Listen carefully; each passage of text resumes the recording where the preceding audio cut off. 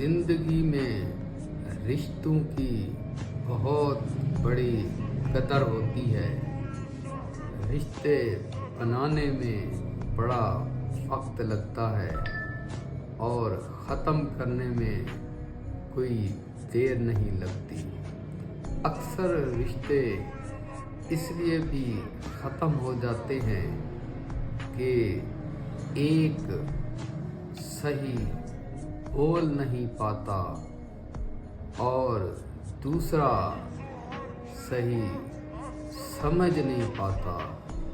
इसलिए आपने खुद ही अंदाज़ा लगाना होता है कि अगले बंदे के दिल में क्या है, उसका चेहरा क्या कहना चाहता है। रिश्तों को मजबूत और मजबूती से थामे रखना चाहिए, एहसास करना चाहिए।